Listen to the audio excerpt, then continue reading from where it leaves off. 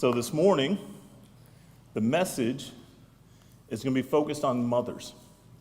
It just happened to time out that way. It worked out really good. However, I do believe the general principles of it can apply to everyone, so don't check out on me just yet. But we can all admit that moms are a special breed. And I mean that in a good way. A dad will raise up their son, teach him everything about sports, the proper stance to field the ball, the way to hold your hands when the ball comes at you, where to look when you're throwing, how to coordinate shooting the basketball. If you're fading away, aim for the back of the rim. If you're leaning forward, going straight up, aim for the front of the rim. All the kind of specific details of those things. And then this young boy will grow up and will have a terrific game in college, and the TV station and the news anchor go running over to them, and they throw a mic in their face, and the first thing that comes out of their mouth is, "Hi, Mom!" And then Dad, Moms are very amazing creatures. They really are. And they hold so many job titles. I did a quick search and came up with a couple different titles for the mom. For example, you'll be getting a list up there. The mom is an executive housekeeper, an executive chef, a daycare teacher, facilities manager, network administrator, a psychologist, a janitor, a taxi driver, a laundry manager, a chief executive officer, maintenance supervisor, groundskeeper, interior design, logistics analyst, plumber, staff nurse. She's a personal shopper, an athletic trainer, photographer, social media marketing manager, academic advisor, recreational therapist, coach, tailor, tax accountant, judge, school teacher, nutritionist, computer operator, and office administrator.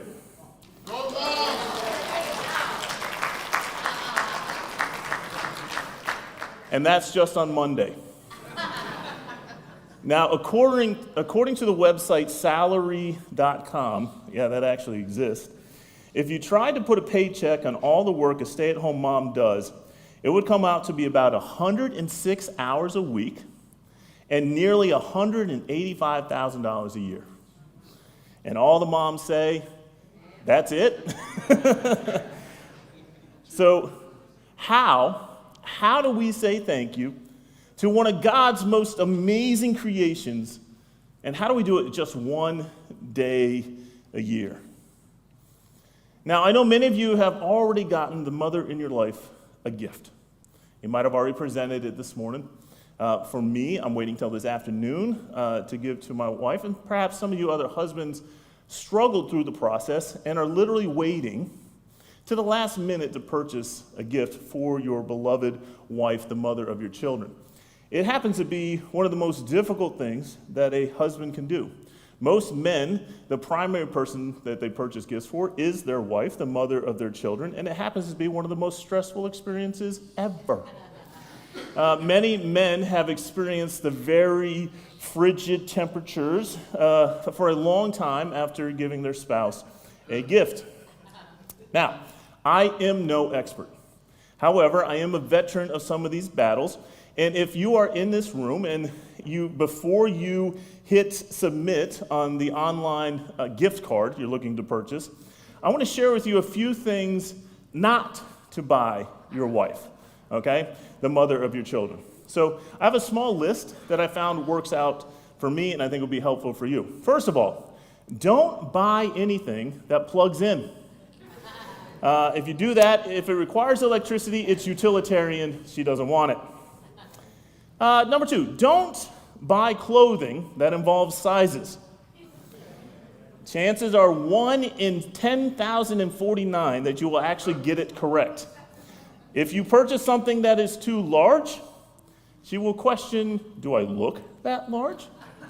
If you purchase something that is too small, she will question, I haven't been that size since I was 12. So avoid clothing that has sizes on it. Blankets, one size fits all. Avoid anything useful. Just because the late night advertisement says it will save you hours on polishing your silverware, she does not want that. It will not earn you any brownie points. Number 4, do not purchase anything that involves weight loss or self-improvement. She will perceive that 6-month gym membership as a suggestion that she needs a 6-month gym membership. Number 5, don't buy jewelry. The jewelry she wants, you can't afford. The jewelry you can afford, she don't want.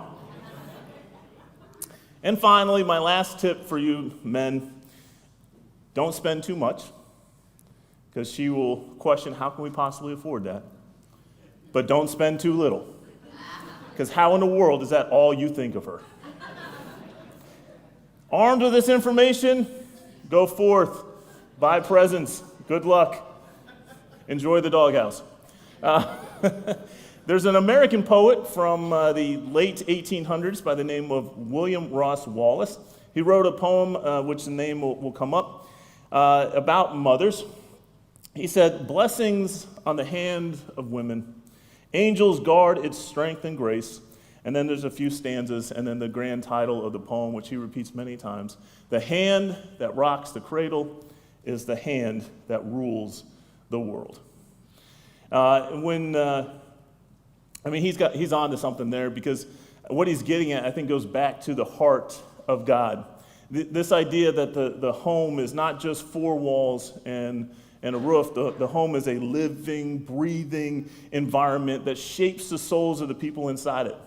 And somebody has to hold the vision for what the home is supposed to be. Somebody has to hold the blueprint.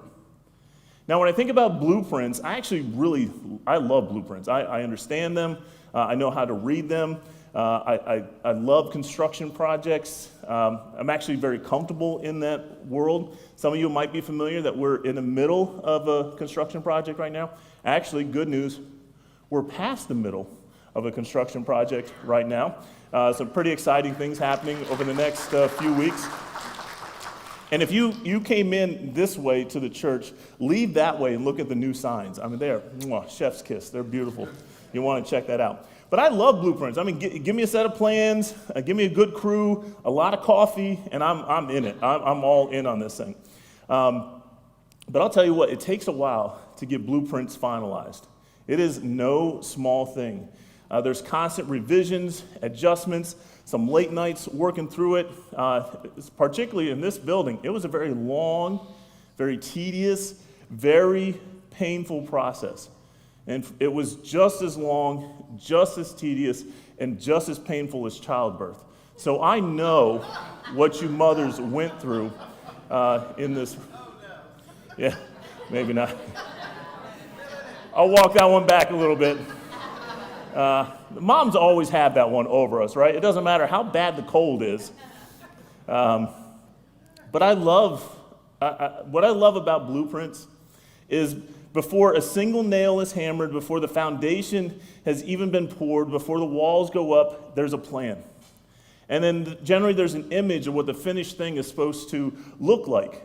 And a good architect doesn't just react to problems as they come. They actually have thought it all the way through. They've already thought through the whole building, like where the doors will go, where the lights will go, how all the rooms will connect to each other. And I'm going to suggest to you this morning that God has given moms a spiritual blueprint for their homes. Not a floor plan with square footage and kitchen features, but a blueprint for what a Christian household is supposed to look and feel like and function. And moms, you're the architects.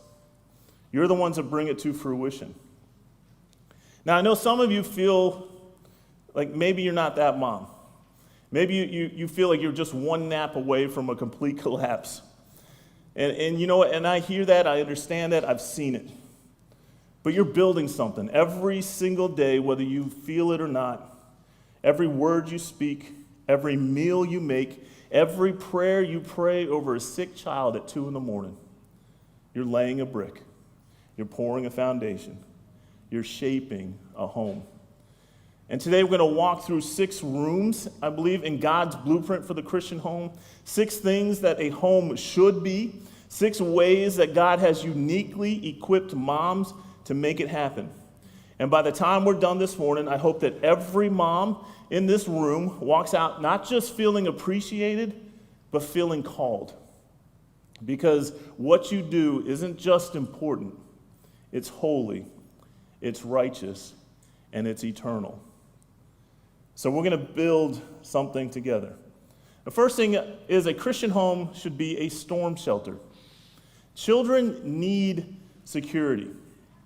Proverbs 14 tells us about the Lord. It says, the fear of the Lord, one has strong confidence, and the children will have a refuge. A refuge. It's a shelter word. It's a safety word. And the truth is, kids need safety. Not the kind of safety where nothing hard ever happens to them. That's not safety, that's bubble wrap. We're talking about the kind of safety that no matter what life throws at them, they know where they can run. They know whose arms are open for them. They know which door they can walk through and finally exhale. Isaiah 32 gives us a foreshadow of what Christ's reign is going to look like. And it says in verse 18, my people will abide in a peaceful habitation, in secure dwellings, and in quiet resting places. And I believe our home should reflect that kind of righteousness, creating security and comfort among our children.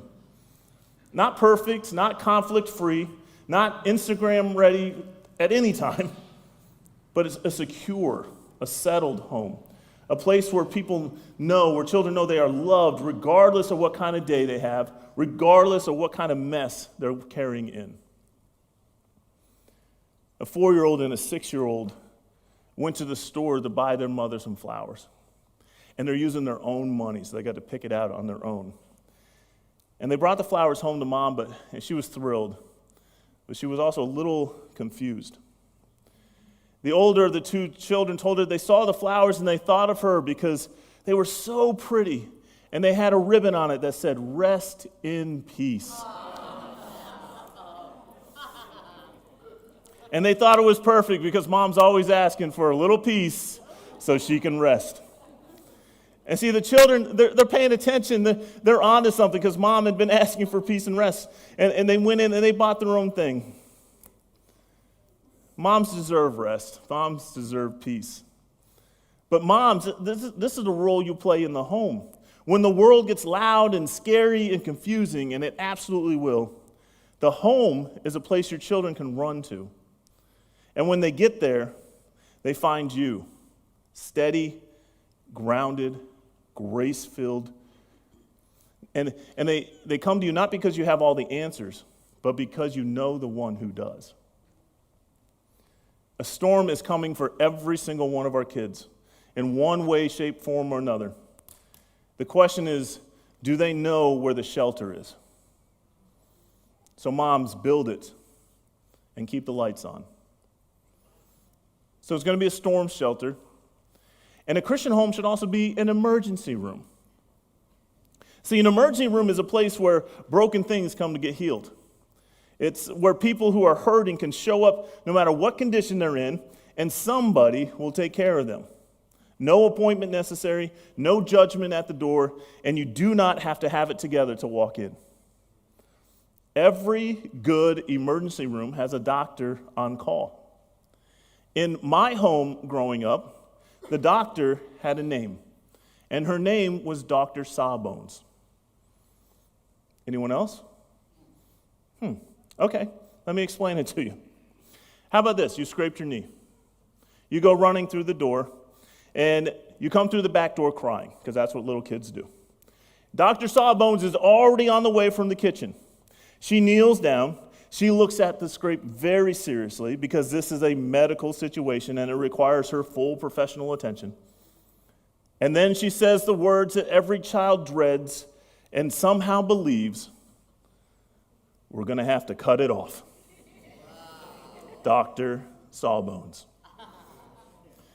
Now, medically speaking, that was not an option. You had a scrape. It's a little scrape. You're going to be fine. But something in the way that Dr. Sawbones said it made you forget about all that pain for a second, and you had to process, all right, am I really going to lose a limb here? But then Mom blows on it. Maybe she takes that brown bottle out and pours that thing on it that makes all the bubbles come out, and you scream. Then she puts a bandage on it, and then she kisses it for good measure, sends you back outside, fully healed, completely restored, ready to get another scrape in 20 minutes and come right back in and do it all over again. That's the magic of Dr. Sawbones. Your doctor may have gone by a different name. They don't always have the clinical answers, but they have something better. They have presence. And they showed up. And somehow that was more than enough. Psalm 46 talks about our God. It says God is our refuge and strength and a very present help in trouble, a very present help, not a distant help, not a I'll get to it eventually when I'm less busy kind of help, but a very present, reliable, available, right now kind of help. And that's what God is to us, and that's what a mom's home should be to her children. A mother has her emergency room open 24 hours a day, 7 days a week. And I don't think there's anyone better than a mom to demonstrate the comfort and the protection that is described in Psalm 23. He restores my soul. He leads me in paths of righteousness for his name's sake. Even though I walk through the valley of the shadow of death, I fear no evil, for you are with me. Your rod and your staff, they comfort me. We're talking about restoration and comfort and presence, the very same things a mother provides. And that's what a Christian home is supposed to offer, a place where the soul can get restored.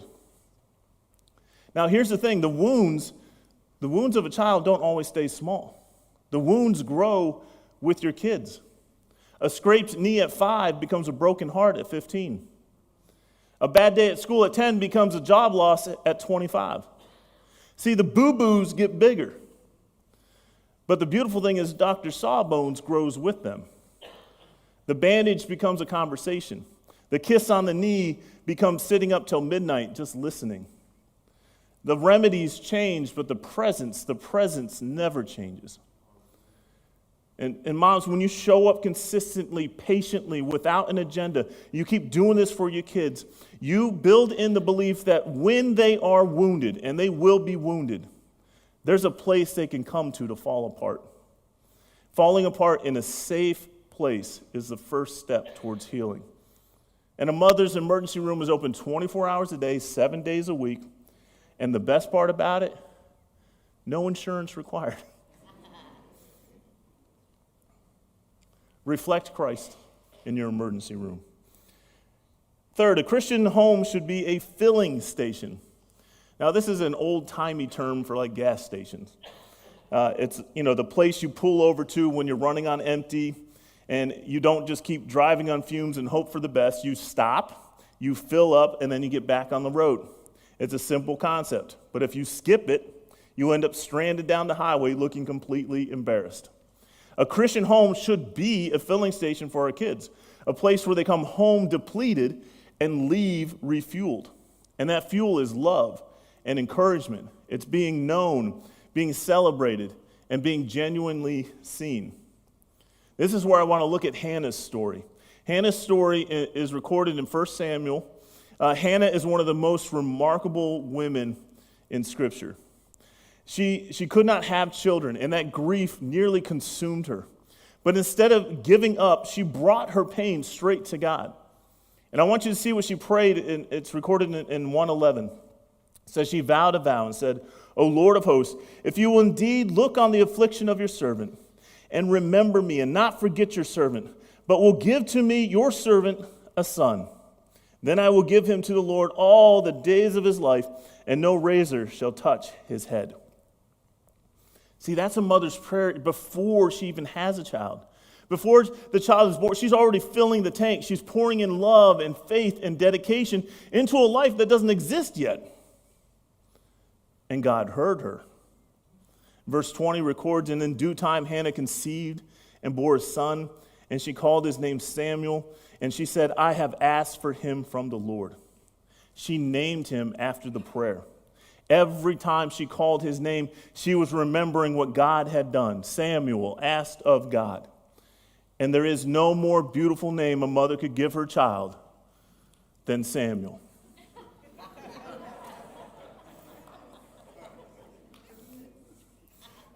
See, that name is a filling station all by itself.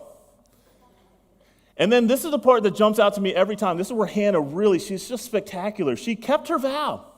When Samuel was weaned, she brought him to the temple. She stood before Eli the priest and said, "For this child I prayed, and the Lord has granted me my petition that I made to him.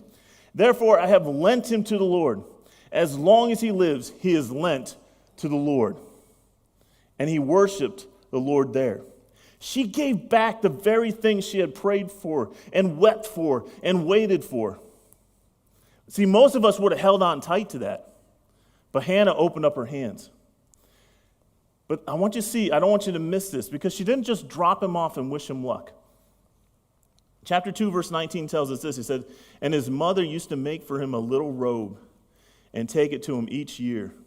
And when she went up with her husband to offer the yearly sacrifice, every year a new robe, a little handmade garment that traveled across the distance, a garment that said, 'I see you, I'm still your mom, I'm still thinking about you, you are still on my mind, in my hands, and in my prayers.'" See, Hannah understood something very profound is you don't stop being a filling station just because your kids grow up and move on. The love does not stop. The investment does not stop. You just find new ways to pour in. See, she could not be with Samuel every day, but every year she showed up with something she had made with her own hands. And that robe was far more than clothing. It was fuel. How much greater love could a mother have for her children than to give them into the service of the Lord? And I believe that's the same thing we should expect of our mothers even today. I'm going to share with you a personal story about my mom because it's Mother's Day. I have a mic and you don't. My mom brought her filling station with her wherever she went. But it was probably never more evident than at our basketball games.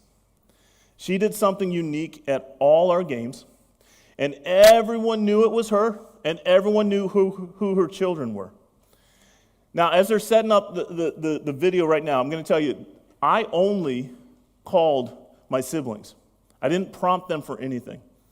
And the first voice you're going to hear is my brother-in-law, Adam. He grew up with our family. He was around us all the time. I've said it once. I'll say it again. He married my sister so he could be a part of our family. He took the bullet. It's all good. But in here, I want you to hear my mom's filling station. Go ahead and play it. Hey, Adam. How you doing? Good, Sam. How are you? Doing well. Do you remember my mom during basketball games? Sure, yeah, I think so. Do you by chance happen to remember what she would do anytime one of her kids scored? Yeah, I think one of those moments comes to mind. Do you happen? Can you tell me or show me or let me hear what she would do? Woohoo! Yeah.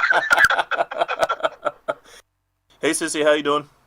Good, how are you? Doing all right. Hey, we're talking about moms. Do you remember Mom when she would come to our basketball games? Yeah? Do you remember what she would do when one of us would score? Yeah, she'd scream. Do you know what that sounded like? Woohoo! I think I had a little more gusto. Can you give me more gusto? Woohoo! That was it. Was anyone else in the room making that sound at that time? No. Yeah. It was very clear which kid scored. Is that right? Oh, yes. Yeah, it was right. Hey, Sean, do you remember Mom would come to our basketball games? Yes, she would. She would make herself known. Do you remember what Mom would do whenever one of us would score? Yahoo! And when she would do that, what was so special about it? You knew right where she was. And would she do that for anyone else? No. Who would she do it for? Just us. Just us. Hey, Seth. Hey, you remember when Mom used to come to our basketball games? Oh, yeah, obviously. Absolutely. Do you remember that sound she'd make after you score? Oh, it's an unforgettable sound. I would never forget that. What was it like? It was something like, And she was, would you say she was the only one that was making that sound? I would say she was the only person who would ever make that sound. Hi, Dad. I want to ask you a couple questions about Mom. Okay. Remember in the day, Mom would come to our basketball games, Yep. and our mother became famous for a certain act that she would do. Do you remember what that was? Nice little war hoop. Oh, basically whenever any one of her kids did something, whatever almost, it was scoring points or a good pass, whatever, that it resulted in something good. Now, do you remember what this sounded like?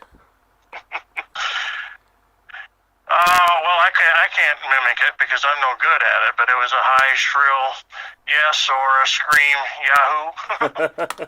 And why did she do that? She was supporting her kids. I mean, that was just natural for her. Got her excited to see her kids do well. Now, what was your war cry? I didn't really have a war cry. I just yell at the refs.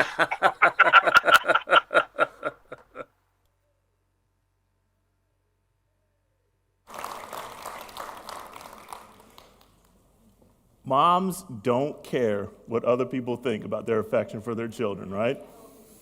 It is a beautiful thing. If you spend enough time with Joyce in my house, you'll hear terms like honey and baby, little one, big one, lovey, oh, my baby.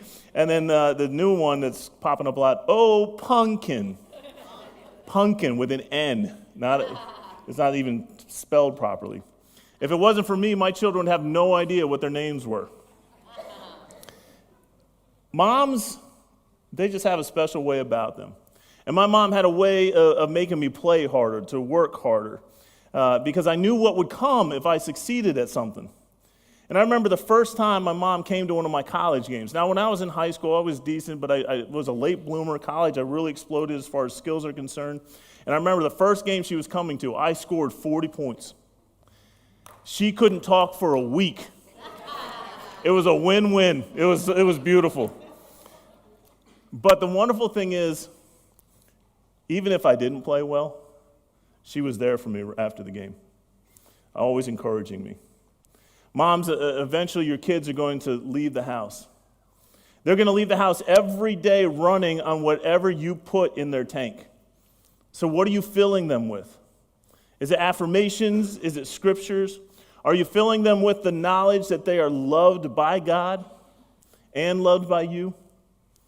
Or are they leaving on fumes, looking for something somewhere else that they should have found at home? So fill the tank. Every day, fill the tank.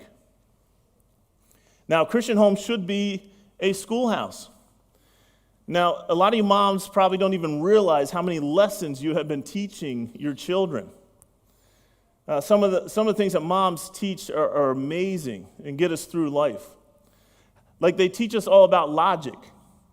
If everyone else jumped off a cliff, would you do it too? They teach us about medicine. If you don't stop crossing your eyes, they're going to stay that way. They teach us about how to become an adult. If you don't eat your vegetables, you'll never grow up.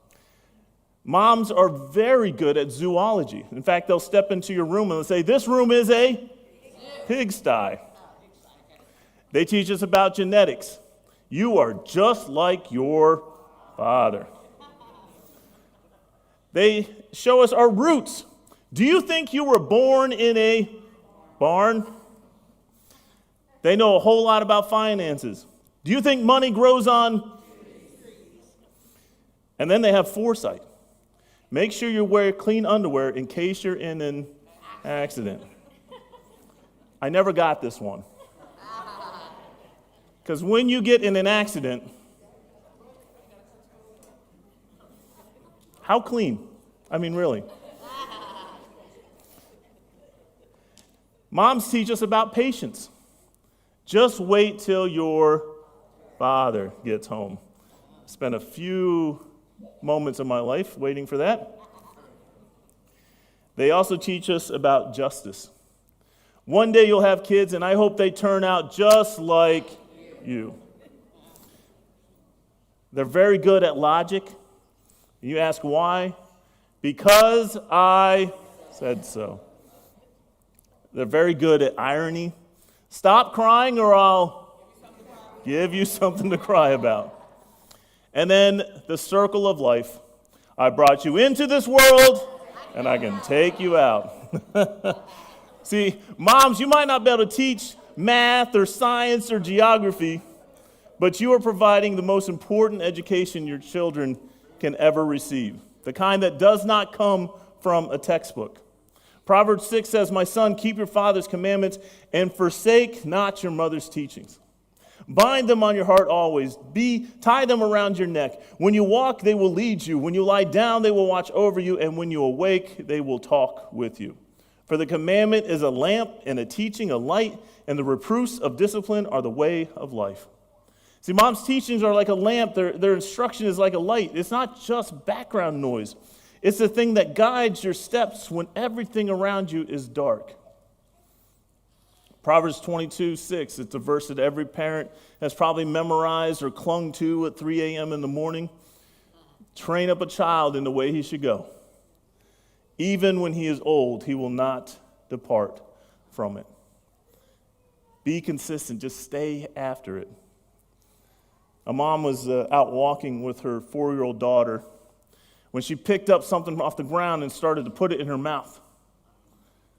She immediately took the item away from her and asked her, don't do that. The daughter said, like every 4-year-old, why? The mom said, because it's been lying outside. You don't know where it's been. It's dirty. It probably has germs. At this point, the daughter looks at her mother with total admiration. How do you know all this stuff? The mom responds, well, all moms know this stuff. It's on the mommy test. You have to know it, or they don't let you become a mommy. So they kept walking for a few minutes, and the daughter, it dawned on her. She said, oh, I get it. So if you don't pass the test, you get to become a daddy? There's a lot of truth in that one. See, all these sayings that we went over, like there's some elements to it. They're much more than sayings. Like moms teach us about living. A mom teaches about integrity, what integrity looks like when a mom keeps her word even when it costs her something. A mom teaches generosity when she gives sacrificially. A mom teaches what it means to trust God when she prays through hard things out loud in front of her kids instead of hiding it like it's something to be ashamed of. See, the schoolhouse here it's not a classroom with desks and chalkboards. The schoolhouse is the whole house. It's the dinner table. It's the car, the grocery store, the bedside. And with mom, school or class is always in session. Next, a Christian home should be a Dave & Buster's. Now, some of you are trying to figure out, like, how in the world do we do Dave & Buster's in the sermon and stuff like that? I'll make it work. Give me a minute. For those of you that don't know what Dave & Buster's is, it's like a really grown-up, fun Chuck E. Cheese with better pizza. It's a place where adults and kids, they can go and they can eat too much food, play too many games, compete over something that doesn't matter, and get 255,000 tickets that have a street value of 40 cents. It's loud, it's chaotic, it's expensive, and it is one of the best times you'll have as a family together. Now, the question is, when's the last time your home felt like that? Listen to what Solomon said. Solomon, the wisest man outside of the Lord, walking this planet, Ecclesiastes 5, behold, what I have seen to be good and fitting is to eat and drink and find enjoyment in all the toil with which one toils under the sun, the few days of his life that God has given him. For this is his lot. Everyone also to whom God has given wealth and possessions and power to enjoy them and to accept his lot and rejoice in his toil. This is a gift of God. For he will not much remember the days of his life because God keeps him occupied with joy in his heart. Solomon, full of wisdom, looked at the whole sweeping human existence and said this: enjoyment is a gift. Laughter is not frivolous. Joy is not a distraction from real life. It is real life. 1 Corinthians reminds us of whether you eat or drink, whatever you do all to the glory of God. That includes board game nights. See, in my house, we frequently have what is known as forced family fun. It's a term that we adopted from my sister-in-law. and we'll play cheesy board games, cheesy card games. When my two boys were young, they would gang up with their mother and try to beat me. Now that they're older, they don't need their mom to beat me. But in the house, listen to music. Dance, laugh, watch a silly movie, eat popcorn, make a mess, have fun. Have forced family fun. Have a game night where the kids groan when you announce it, but I'm telling you, 2 hours later, they'll be crying from laughter. It's forced family fun. It's a road trip where everyone argues about the music for the first 30 minutes and then somehow starts singing it all together afterwards. It's the family tradition that somehow mortifies a 15-year-old, but becomes a sacred memory by the time they're 30, and they're trying to replicate the same thing.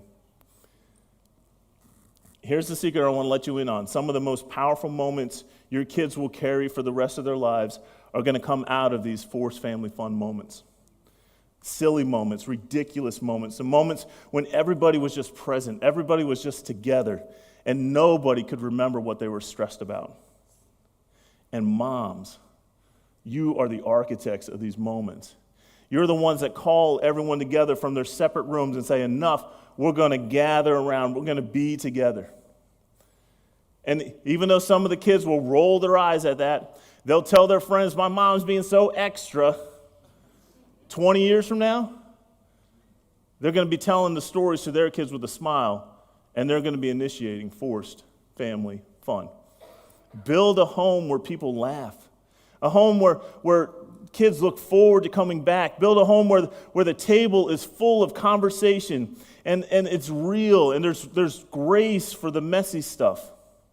That's Dave and Buster's, and God is absolutely for it. Now, the last element in the Christian home is far and away the most important of the house.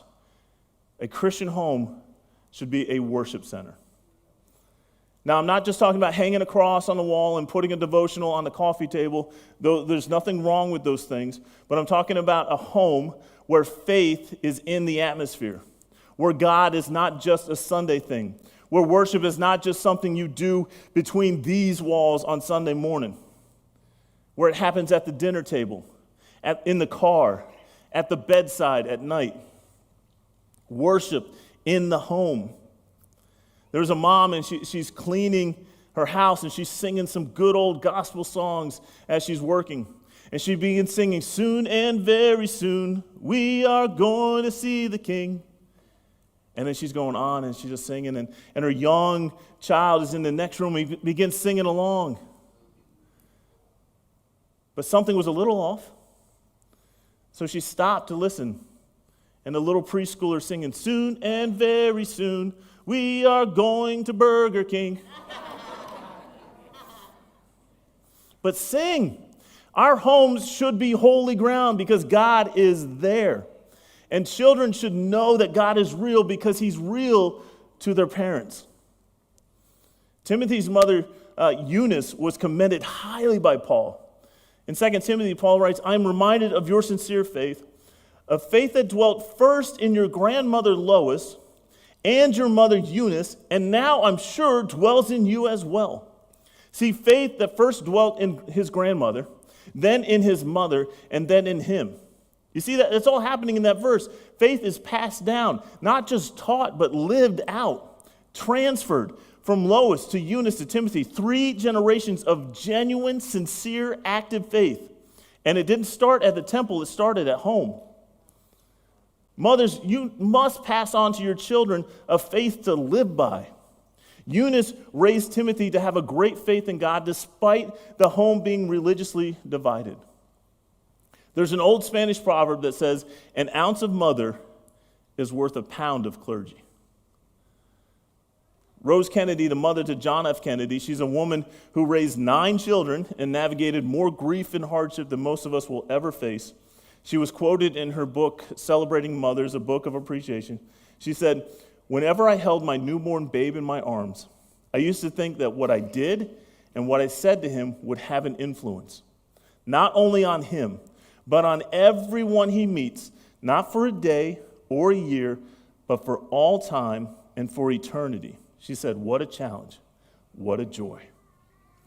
A profession, a vocation, a calling that demanded her best. See, moms, when you pray with your children, you're doing something eternal. When you open the Bible in front of them, not just send them to Sunday school, but you actually open it yourself, you are doing something eternal. When you let them see you worship, hear you pray, when they watch you trust God through the hard things, instead of holding it like something to be ashamed of, you are laying a foundation that will outlast anything else you ever build. Your home is the first church your children will ever attend. You'll be the first preacher that they ever hear. So make the home a house of worship. So before I close today, I want to speak directly to the moms that are in this room, not to the dads, not to any of the kids. You're welcome to keep listening. It would be awkward if you left now. But I want to speak specifically to the moms. Proverbs 31:25, strength and dignity are her clothing, and she laughs at the time to come. Strength, dignity, laughter at the future. Not anxiety about the future, not a dread of the future, but laughter because she knows who holds it. Psalm 127, unless the Lord builds the house, those who build it labor in vain. Unless the Lord watches over the city, the watchman stays awake in vain. And this is one of the most humbling and most freeing verses that we can look at. Humbling because it reminds us that we can't build anything of value on our own. But it's freeing because we don't have to. You're not the architect working alone. God is the master builder, and mom, you are his co-laborer. And he has promised to show up at the job site every single day. So here's what I want to say to the young moms. To the ones who feel like you're failing, you're not failing. I know the baby's crying, the toddler is currently drawing on something they're not supposed to be drawing on. You can't remember the last time you got more than 4 hours of sleep in a row. You're typing into Google, is this normal, 47 times a day. You're not failing, you're building. It's one brick at a time, one day at a time. And God sees every single thing you are doing, including the things that no one else notices. So to the young mom, I say, keep going. To the moms who are in the thick of it, you got the tweens, the teenagers, the kids that know way more than you do. You got the carpools, the schedules, you got the emotional roller coaster that comes out of nowhere. You're the backbone of something beautiful. Even when your kids do not say thank you, even when it feels like nothing is getting through to them, even when you go to bed wondering if any of this is making any difference, it is. Galatians 6 reminds us, let us not grow weary of doing good, for in due season we will reap if we do not give up. So moms in the thick of it, don't give up. To the empty nester moms, your work is not finished. Your children might have left the house, but you have not retired from being their mom. Your prayers are still moving things. Your calls still matter. Like Hannah's little robe delivered year after year across great distance, your presence in their lives still matters more than you will ever know. So empty nester moms, keep showing up. To the grandmothers in the room, we haven't forgotten about you. Remember earlier we talked about Lois, Timothy's grandmother, who planted a faith so deep that it grew through her daughter Eunice, all the way into the life of one of the greatest ministers in the New Testament. You might not be raising children anymore, but you are still shaping them. Your presence, your prayers, your example are still going on. And the blueprint you laid is still being built upon. So, grandmas, please do not underestimate what God is still doing through you.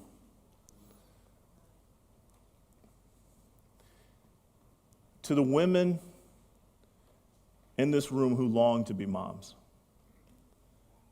who have prayed that prayer, who have cried that cry of Hannah, who have sat in a doctor's room and received news that broke something inside of you. You need to know that your desire is not invisible to God. He sees it and He honors it.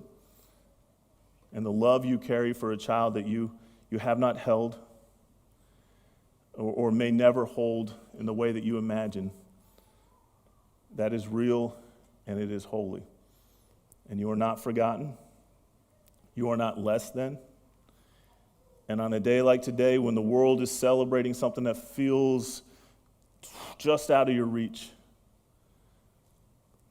this church has space for your heartache. You are loved here. You are seen. And God is not finished writing your story.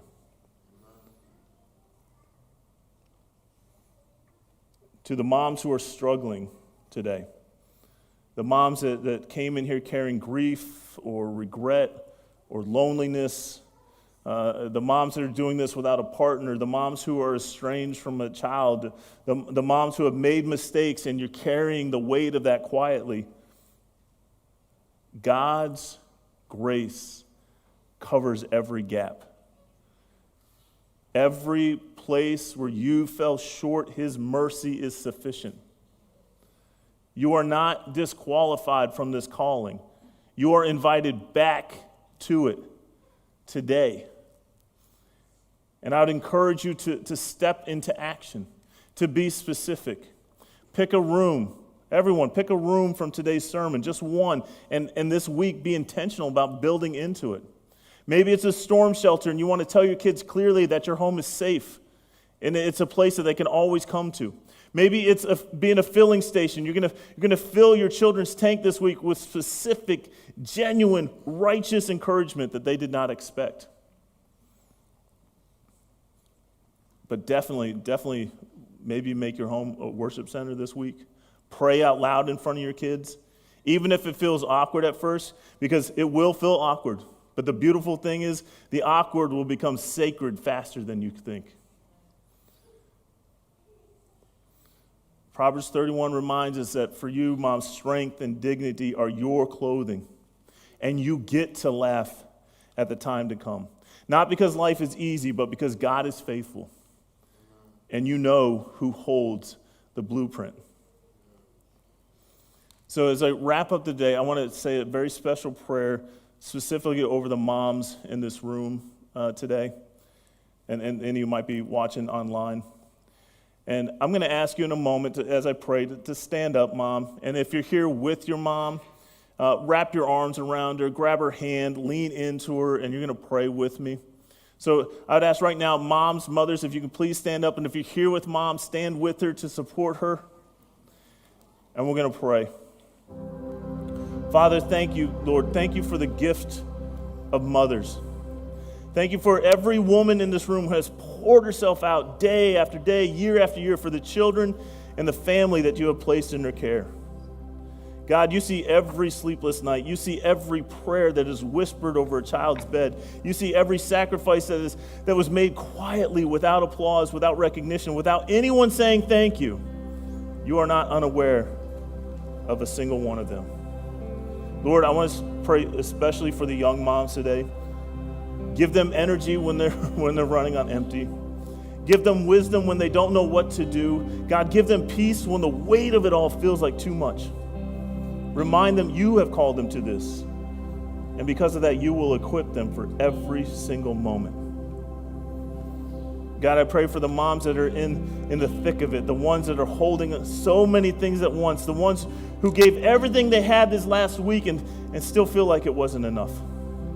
Strengthen their grip, Lord. Let them see the fruit of what they're planting, even if it hasn't broken ground yet.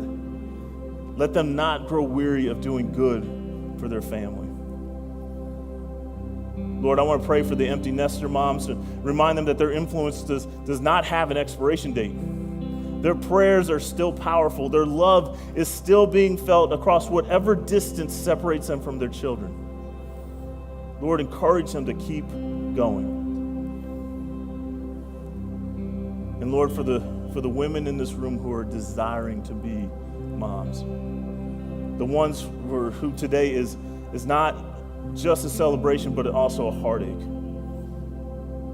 Lord, we need you to meet them in a tender place, Father. Remind them that you see their desire. You hold their heartache. Your love is not conditional on the family that they have or are not able to build. Lord, comfort them in a way that only you can. And Lord, the moms that are hurting today, the ones that are carrying grief, the ones who came in here feeling unseen, unappreciated, or disqualified, meet them here, now. Help them to lean into Proverbs 31. Remind them that they have strength and dignity as their clothing. They are seen, they are valued, they are deeply, unconditionally loved by a God who does not measure them by their worst day or their hardest season. God, every family represented in this room, encourage them to build according to your blueprint. Unless you build the house, Lord, we labor in vain. So we ask you to build it. Build it with your hands through ours. For your glory, for the generations who are watching us right now, and for the generations that we have not even yet met. In your great holy name we pray. Amen.